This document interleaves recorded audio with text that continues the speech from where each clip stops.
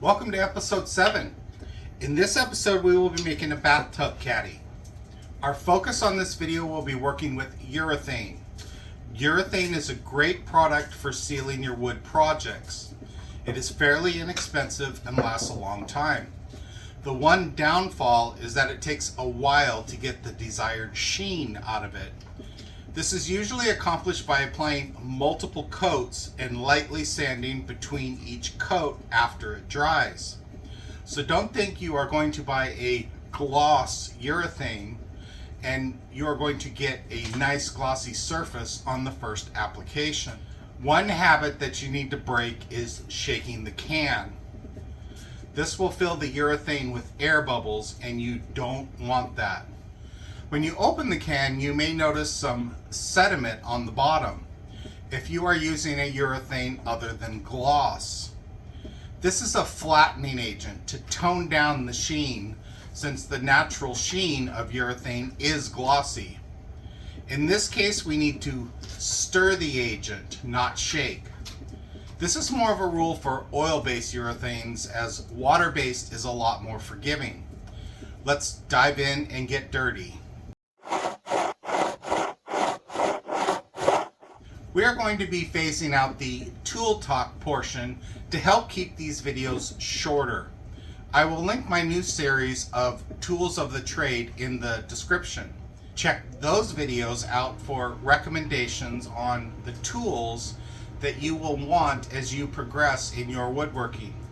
We are going to need our whiteboard, dry erase marker, combination square, and a tape measure so we can take measurements of our tub. Gather up your tools and let's go take the appropriate measurements.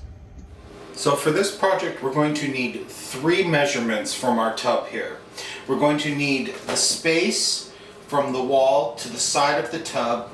We're going to need the space from the wall to this edge of the tub, and we're going to need to measure from the wall all the way across our tub.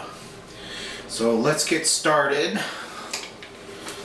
First measurement I'm going to take is I'm going to take the measurement from across the tub. I'm going to go here in the middle, and what I want to make sure of is that I do my measurement from the same exact spot, and I'll show you what I mean here in a second.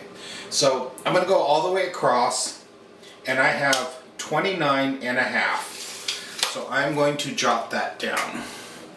So the next measurement I'm going to take is I'm going to take a measurement from the wall to the inside edge of the tub. Now in order to do that, I'm going to set my combination square to account for my 2x3, which is 2.5, plus the 3/4 for the top of the caddy. So I'm going to set my combination square for 3 1/4.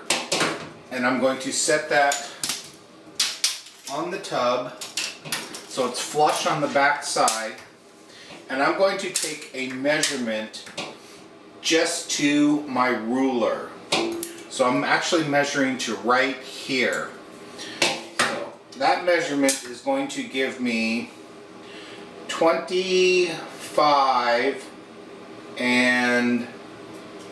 7/8.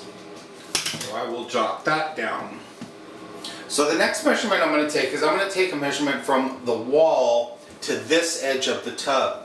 Now in order to do that, I'm going to loosen my combination square so my ruler moves freely, and I want to make sure that this piece right here is flush against the wall, because my tub kind of curves inward.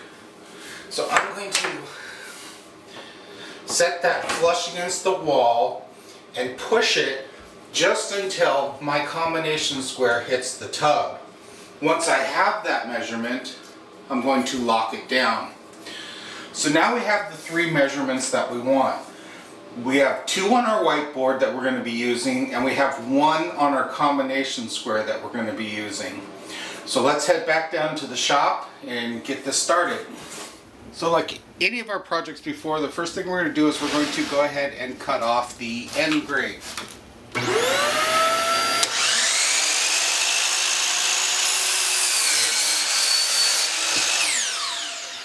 Now that we have our end grain cut, we're going to measure out the full distance of the tub. So for my tub, it was 29.5. So I'm going to go ahead and make a cut at the 29.5 mark. So now that I have that piece, I'm going to set it aside. Next thing I'm going to do is I'm going to cut my 2x3, and I'm going to prep this to fit exactly on my 1x12. Now if you measure, a 1x12 is actually 11.5. But in this scenario, I'm going to go ahead and cut it at 12 inches. And I'll show you why here in a second.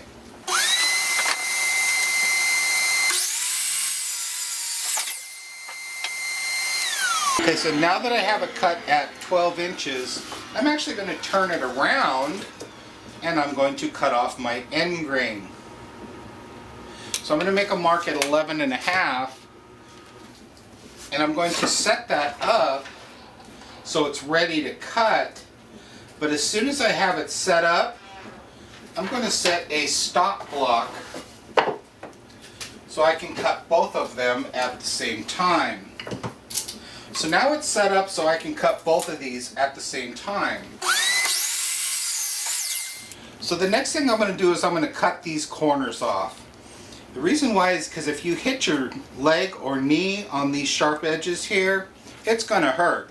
And rotate my saw to cut a 45. Now I can line up that cut on the one piece that I have marked, and once I have that, I can go ahead and set another stop block so I can cut them at the same time.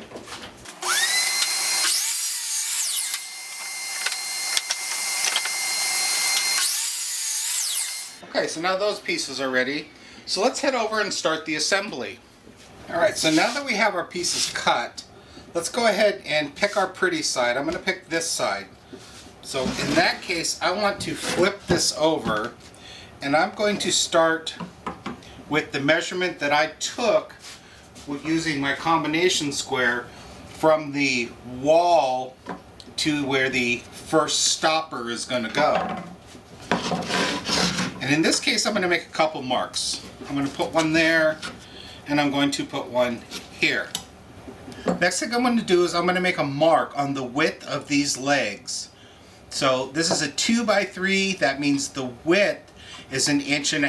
So I'm going to line up my 2 and go up here to 3.5. And I'm going to do that on both marks. So the next mark I'm going to make is I'm going to go ahead and flip it back over, and I'm going to make a mark with the same setting, but I'm just going to do one mark on this one. And then from that mark, I'm going to go ahead and set it to 2 again, put it on the 2, and I'm going to mark out 3/4 inch. Now 3/4 inch is the halfway mark for the 1.5 inches. So now that I have that set, I no longer need this measurement. I'm going to go ahead and extend it almost to as far as I can possibly extend it. I'm going to line up my combination square so it's on that 3/4 inch mark that I already made.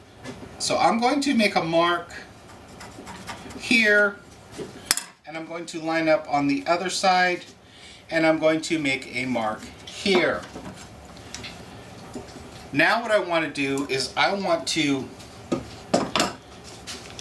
make a mark at the midway point, right in the middle, because I'm going to be using 3 screws to put this on. So I've got that lined up. So we are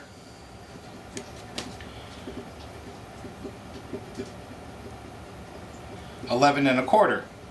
So I was getting ready to make this mark, and now I have noticed that a 1x12 is no longer 3/4 by 11.5.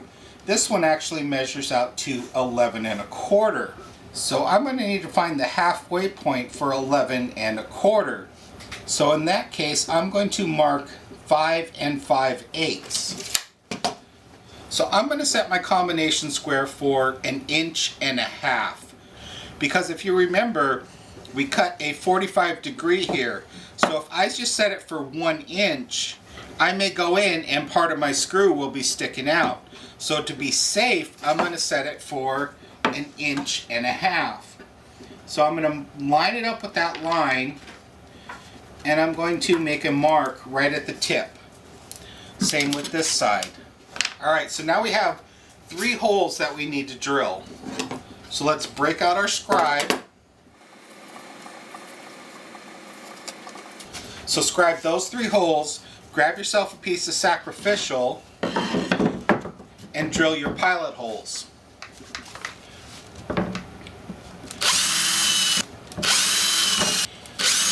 So now that I have my pilot holes, I'm going to go ahead and countersink those.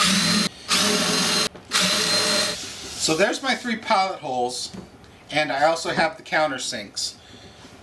Now I'm going to flip this project back over, and then I'm going to take these 2 pieces over to my saw and cut 1/4 inch off. I'm going to make them 11 1/4. So how I'm going to do that is I'm going to pick a side, and it's got to be on both sides. I'm going to pick a side, and I'm going to go ahead and just cut them at 1/4. I'm just going to shave 1/4 inch off of these. So now that I have shortened one of the sides, I want to make sure that when I put these on my bathtub caddy, I want the side that I cut, where the 45-degree is now shorter, I want them both to face the same way, so I don't have one long and one short. So I'm going to set this aside just like that. So now it's time to line up our 2x3, and we're going to do it by sight. We're going to make sure that both lines are just on the edge of that piece of wood. The reason why I'm not using my combination square is, if you notice when you're looking at your piece of wood, it's kind of round, it's got a round over on it. And when you put this against a combination square, it will actually move in a little bit on that combination square, which can throw off your measurement. So I'm going to take my clamp, and I'm going to clamp this bugger into place. And I'm going to do the same for the opposite side. Now what we are doing here is we're going to go ahead and put our screws in, but we're not going to glue it yet. So I'm going to go ahead and continue this middle pilot hole. And then I'll go ahead and tack it down with a 2.5 inch screw. Now I'm just going to remove one of the clamps and finish that pilot hole. Screw that one in. So now we go ahead and take this clamp off and put our 3rd pilot hole in. Let's go ahead and flip it back over. Okay, so now that we have that one in, let's go ahead and measure out 25, well for me it was 25 7/8.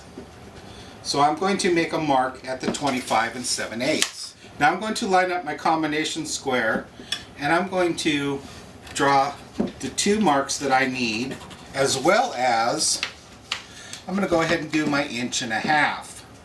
Now I'm going to flip the project over, and I'm going to measure out 25 7/8 on this side. And again, I'm going to line up my combination square, and I'm going to make 2 marks. So now from these marks, I'm going to go ahead and measure my 3/4 inch. I'm going to use the 3.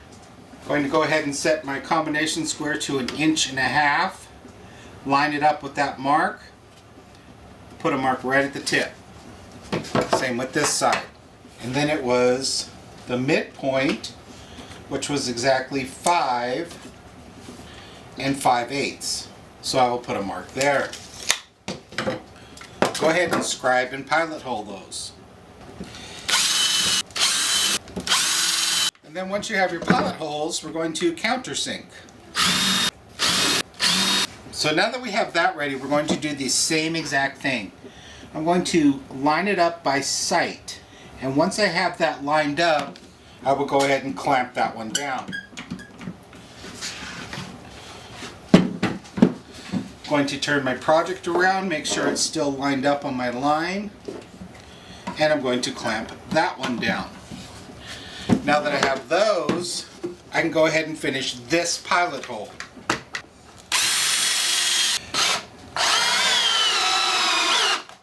I will pop this one off and finish that pilot hole. Pop the last one off and finish that pilot hole. So now what we need to do, that we have it assembled like this, is we need to take it to our bathtub and do a dry run on it, make sure that it fits. And if our measurements are correct, we should be ready for the next step. So go ahead and take it and make sure it fits in your tub. So how did it do? It should have been a perfect fit. If it wasn't, that's okay. You can go ahead and sand the sides until you've got a good fit. You should be so relatively close that it won't take much sanding to correct that. So if you need to do a correction, go ahead and do that now. Otherwise, what we're going to do is we're going to back these out and we're going to put some glue in here.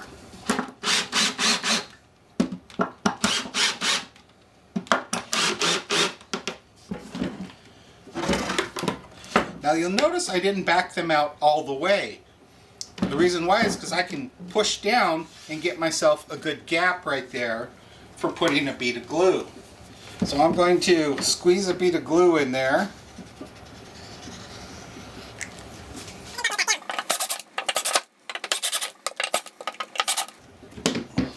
I will do the same for the opposite side.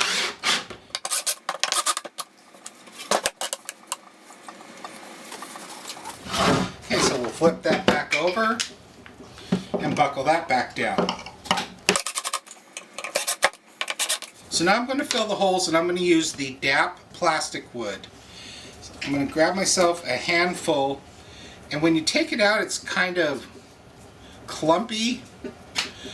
And what I do is I just work with it a bit and it starts to smooth out. So I'm going to fill each hole.